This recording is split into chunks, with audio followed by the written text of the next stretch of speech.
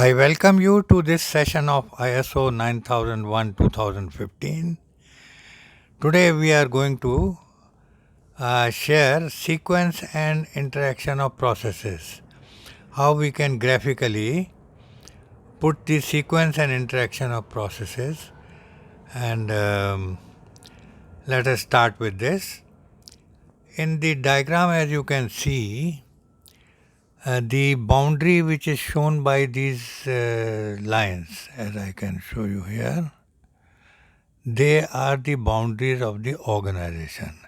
Anything outside this boundary is not within the organization. For example, I have shown the customer which is outside and likewise I have also shown the supplier at the bottom which is outside the organization's boundary. Now within the organization there are various management processes.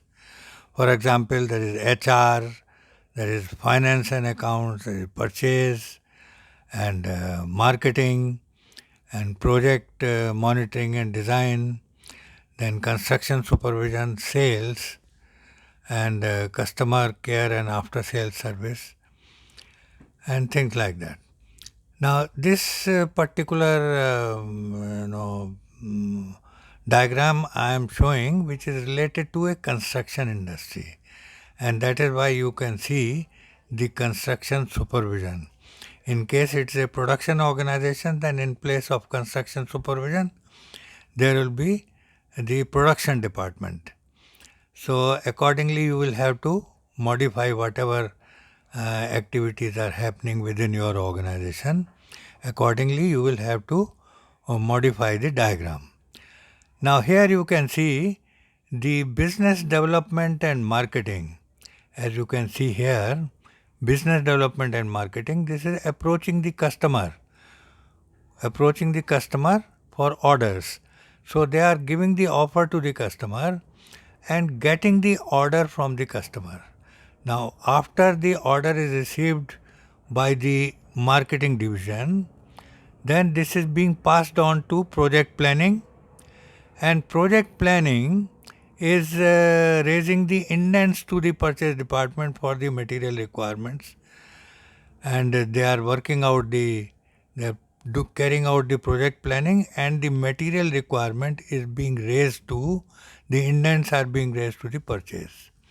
Now purchase in turn is placing orders on suppliers which is outside the organization. As you can see here, the supplier is outside the boundary of the organization.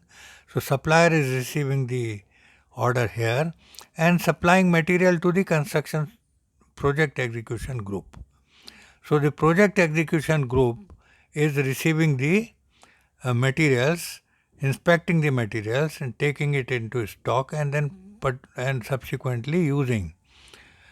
So that is how the activities are interacting with each other.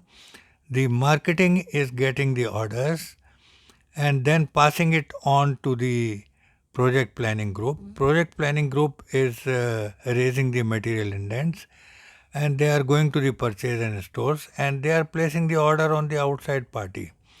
And then the project execution division is receiving those materials and carrying out the project execution. So the entire activity of project execution is done by the project execution division, and they keep interacting with the top management. And finally, when the project is ready, then the sales department is interacting with the outside customers and selling the constructed property. And that is how you can see the arrows here. You can see the arrows here. Sales is interacting with the customer outside. And here we are also taking the customer feedback for the customer satisfaction. Customer feedback is being taken here. You can see this arrow here, and customer satisfaction index is calculated, and this particular group is the measurement, analysis and improvement group. It carries out the internal audits, and it is also carrying out the corrective and preventive actions, kappa. And finally, it is giving feedback to the top management. Now, this is the top management. This particular group is the top management. So, the top management is carrying out the management reviews and passing on the instructions to as required to the other sections or departments. So, this is how we can show the interaction of various processes.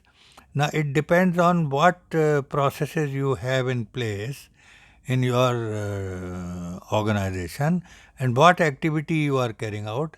As I told you, this particular diagram is made for a construction industry, and here I have shown the project execution as the main activity, not the production.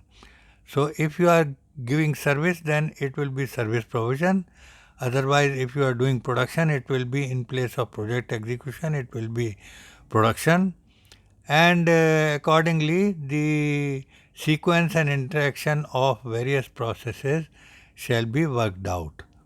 And it can be put as a diagram in the quality manual, or even it can be put separately. In case you are putting it separately, you have to give it a number, and this becomes a document number 4.1 oblique 01, or whatever way you wish to nominate, put that number, and then you can hold it as a separate document also. But many people put it as part of the quality manual. They put it in the quality manual, it becomes part of that, and it shows the sequence and interaction of various processes. Now, this is one way of showing the sequence and interaction. There could be many other ways, and I will try to share with you some other ways of showing the sequence and interaction of processes through another video.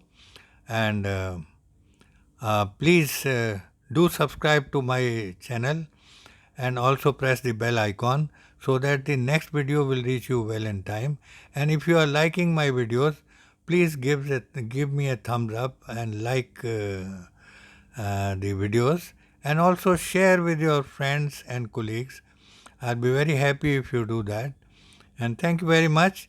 And in case you have liked it, please give it a thumbs up, and see you in the next video. Bye. Bye for the time being. Okay, bye bye.